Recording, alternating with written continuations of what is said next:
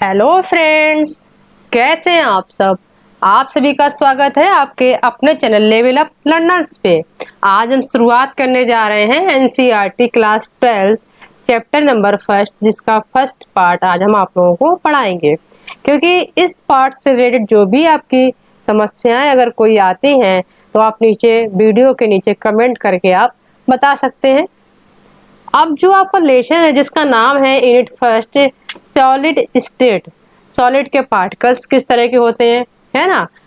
आज इसका हम थोड़ा सा इंट्रोडक्शन देखेंगे सॉलिड स्टेट के बारे में, और साथ ही साथ में इसकी कुछ चीज़ें कि सॉलिड को कैसे डिवाइड किया गया है और इसके कौन कौन से पार्ट्स होते हैं, इस बारे में बात करते हैं। तो देखिए सॉलिड जो बना है ये किस तरीके से सॉलिड की शुरुआत हुई है, इंट्रोडक्शन की बात कर लेते हैं। सॉलिड क्या है वो हम बाद में बात करेंगे, तो पहले इसकी शुरुआत कैसे हुई है। क्योंकि जो सॉलिड होता है क्या है, वो मैटर का ही एक पार्ट होता है।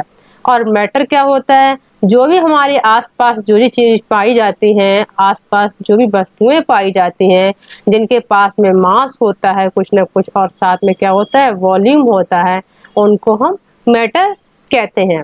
जैसे एग्जाम्पल बुक हो गया, पेन हो गया, पेंसिल हो गया, वाटर हो गया, oil, air and all living beings. And जो भी जीवित प्राणी हैं, जीवित वस्तुएं हैं, वो सारी किसमें आ जाएंगी, मैटर के अंदर आ जाएंगी।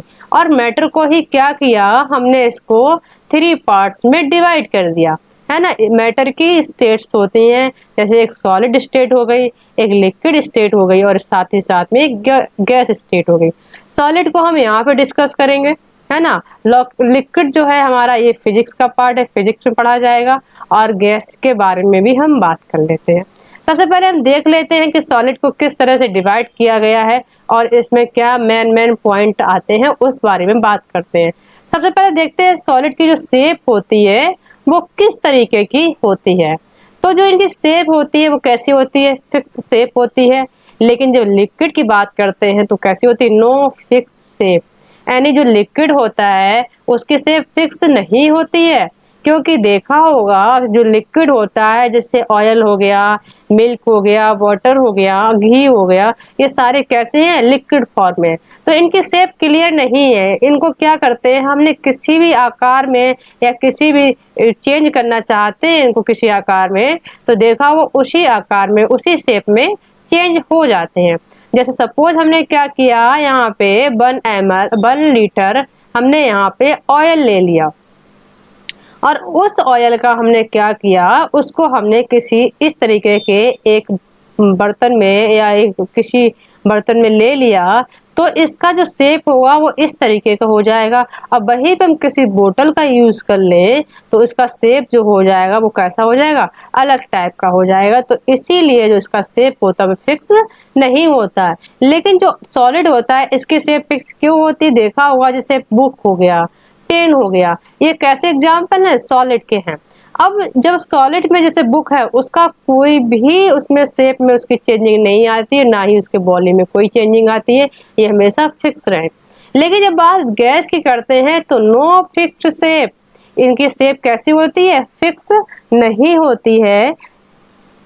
जैसे देखा होगा एग्जाम्पल जो गैस वगैरह होती हैं, जैसे चाहे हमारी CO2 हो गई, है ना, और उसके बाद में H2 हो गई, हाइड्रोजन गैस हो गई, उसके बाद में ऑक्सीजन हो गई, इनकी कोई भी शेप कैसी है, फिक्स नहीं, क्योंकि इनके पार्टिकल्स जो होते हैं वो लगातार मूवमेंट करते रहते हैं। अब वॉल्यूम जो होता है, वॉल्यूम की बात करते हैं तो सॉलिड में क्या होता है, जो सॉलिड के वॉल्यूम होता है वो कैसा होता है, फिक्स होता है। लेकिन लिक्विड का वॉल्यूम भी फिक्स होता है। लेकिन बात जब गैस की आती है तो इसका ना तो शेप फिक्स होता है और ना ही वॉल्यूम फिक्स होता है। अब बात करते हैं रिजिडिटी और फ्लूइडिटी। ये क्या होता है, रिजिडिटी मीन्स होता है कोई चीज जो है, कोई वस्तु जो है, या कोई पेन पेंसिल कोई जैसी चीज है वो कैसी है, हार्ड है, एक रिजिड फॉर्म में है, वो जैसी है वैसी ही रहेगी, उसमें कोई भी चेंजिंग नहीं आएगी। तो ये कैसे होते हैं, आर रिजिड होते हैं, कैन नॉट फ्लो, वो फ्लो नहीं कर सकते हैं। लेकिन जो लिक्विड होता है वो फ्लो कर सकता है। और नॉट रिजिड कैसे होते हैं, हार्ड नहीं होते, यानी उनको अगर हम कंप्रेस्ड किया जाए तो वो हो सकते हैं, हो जाते हैं, लेकिन सॉलिड नहीं होते हैं।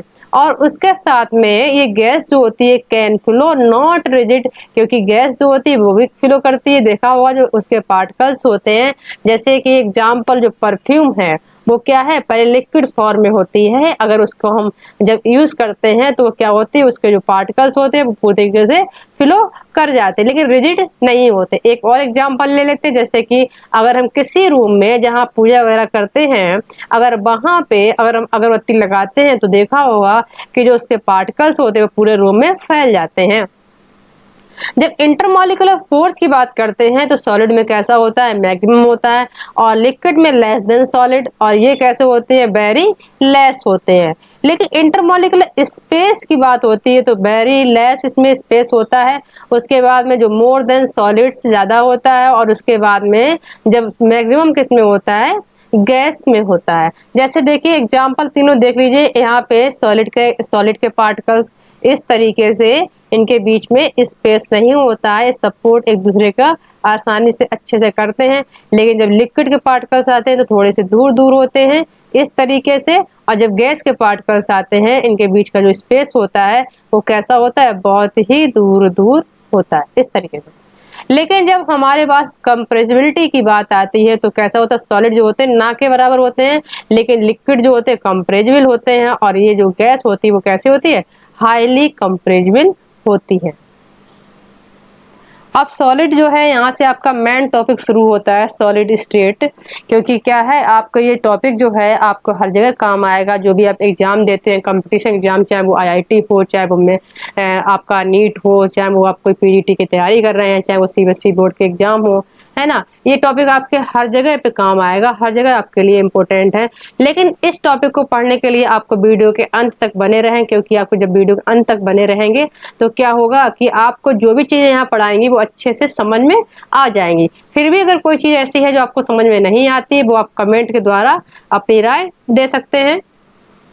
अब सॉलिड कैसे होते हैं, सॉलिड जो होते हैं केमिकल सब्सटेंस होते हैं, और साथ ही साथ में इनकी डिफाइनाइट शेप एंड वॉल्यूम भी होता है। यानी सॉलिड जो होते हैं, आपको इससे पहले ही बता दिया, इंट्रोडक्शन बता दिया कि ये इनकी शेप जो होती है वो फिक्स होती है ना, रिजिडिटी होती है, हाई डेंसिटी रखते हैं, ये सारी चीजें इनके अंदर पाई जाती हैं। अब प्रॉपर्टीज ऑफ सॉलिड स्टेट की बात कर लेते हैं। प्रॉपर्टीज क्या होती है, हैव डिफाइनाइट मास होता है, वॉल्यूम होता है, शेप होता है, और इंटरमॉलिक्यूलर डिस्टेंस आर शॉर्ट होती है। और इंटरमॉलिक्यूलर फोर्स जो होता है वो कैसा होता है, आर स्ट्रॉन्ग होता है, बहुत ज्यादा होता है, बहुत मजबूत होता है। और कैसे होते हैं, ये रिजिड फॉर्म में होते हैं। और डिफाइनाइट मेल्टिंग पॉइंट, इनका जो मेल्टिंग पॉइंट होता है वो कैसा होता है, फिक्स होता है। मेल्टिंग पॉइंट मीन्स जब आप लोग लेबोरेटरी में प्रैक्टिकल करते होंगे तो वहां पे मेल्टिंग पॉइंट निकालते हैं, तो देखा होगा एक स्टेज के बाद में ही वो मेल्ट, कोई चीज हमने कोई केमिकल लिया उसके बाद में ही वो चेंज होता है। अब हाई डेंसिटी इनके पास में होती है, और कैसे होते हैं, कंप्रेसिबिलिटी होती है, and low rate of diffusion होता है। उसके बाद में solid can be classified as, यानी सॉलिड को दो भागों में डिवाइड किया गया। कौन कौन से, क्रिस्टलाइन सॉलिड और एमॉर्फस सॉलिड। ये किसके पार्ट हैं, ये सॉलिड के ही पार्ट हैं। सॉलिड को ही दो भागों में डिवाइड किया गया है, क्रिस्टलाइन सॉलिड और एमॉर्फस सॉलिड। इसके बारे में जान लेते हैं, क्रिस्टलाइन सॉलिड और एमॉर्फस सॉलिड होते क्या हैं, इनके एग्जाम्पल के बारे में बात कर लेते हैं। तो जो क्रिस्टल सॉलिड्स होते हैं वो कैसे होते हैं, रेगुलर पैटर्न ऑफ अरेंजमेंट, इनका जो पैटर्न होता है वो कैसा होता है, रेगुलर होता है, एक पैटर्न में होते हैं, एक कहना चाहिए एक निश्चित होता है, एक डायरेक्शन इनकी चेंज नहीं होती है। लेकिन जब बात एमॉर्फस की करते हैं, जो एमॉर्फस का स्ट्रक्चर होता है वो कैसा होता है, डिफरेंस इन द अरेंजमेंट, यानी कि इनरेगुलर फॉर्म में होता है। इनका जो स्ट्रक्चर होगा वो एक डायरेक्शन में या एक पैटर्न में नहीं होता है, वो चेंज होता है। अब देखिए यहाँ एग्जाम्पल की बात कर लेते हैं, क्रिस्टलाइन के एग्जाम्पल कौन कौन से हैं। सोडियम क्लोराइड यानी कि NaCl, ये किसका एग्जाम्पल है, साल्ट का। सोडियम क्लोराइड के पार्टिकल्स देखे कैसे होते हैं, क्रिस्टलाइन होते हैं। आप लोगों ने देखा हो जो मार्केट से पीस में आता है वो उसमें क्रिस्टल टाइप के होते हैं, है ना, जैसे कि शुगर भी एग्जाम्पल है, मिश्री है वो भी एग्जाम्पल है। ये सारे क्या है, क्रिस्टलाइन सॉलिड है। और उसके साथ में quartz are the typical example of crystalline solid. जब एमॉर्फस सॉलिड की बात होती है तो इसके एग्जाम्पल कौन से जाएंगे, गिलास, कि गिलास कांच कैसा होता है, लिक्विड वैसे तो सॉलिड होता है, लेकिन जब उसको हीट करते हैं तो लिक्विड फॉर्म में चेंज हो जाता है, मेल्ट हो जाता है थोड़ा सा। और rubber and many plastic do not form crystal when they are liquids और सॉलिडिफाइड और ये ऑन कूलिंग। और क्या होता है जब उनको ठंडा करते हैं तो क्या हो जाता है, उस टाइम पे ये सॉलिड फॉर्म में चेंज हो जाते हैं। These are called amorphous solid। इनको हम क्या कहते हैं, amorphous solid कहते हैं। क्लियर। यानी अगर डिफरेंस पूछा जाए दोनों में कि क्रिस्टल सॉलिड्स और amorphous solid के क्या डिफरेंस होते हैं, तो क्या होता है, जो हमारा क्रिस्टल सॉलिड होता है वो कैसा हो जाएगा, रेगुलर पैटर्न में हो जाएगा।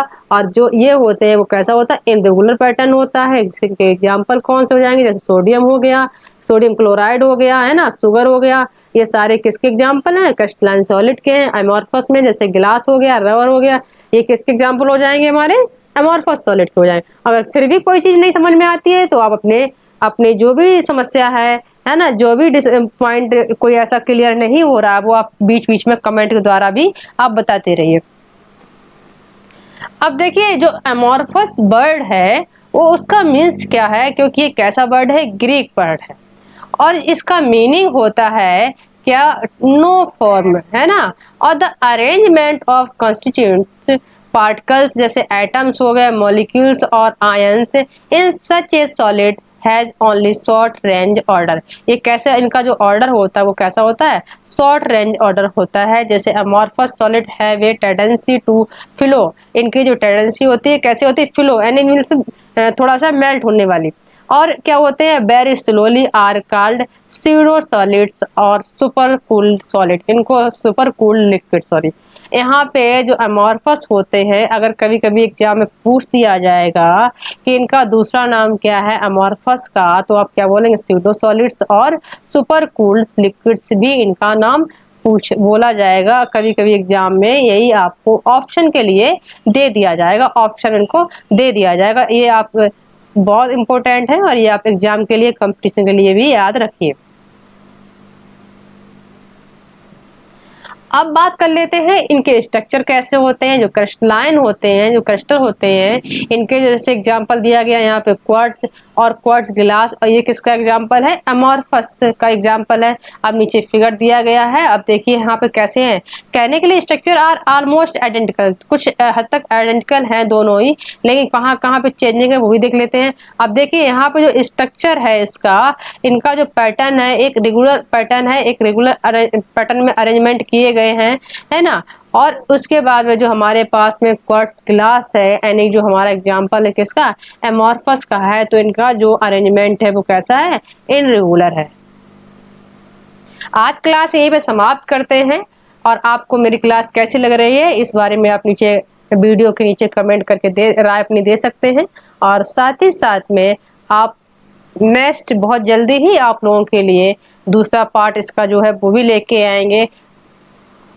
मेरी क्लास को लाइक करना बिल्कुल मत भूलिए, और चैनल को सब्सक्राइब करेंगे। सब्सक्राइब करने पे क्या होगा, वहां पे ऑल बेल लिख के आएगा, ऑल बेल वाली बटन को क्लिक करेंगे तो क्या होगा, वहां पे जो भी यहाँ से कोई भी वीडियो डाला जाएगा उसका नोटिफिकेशन आप तक पहुंचेगा। Thank you for watching class.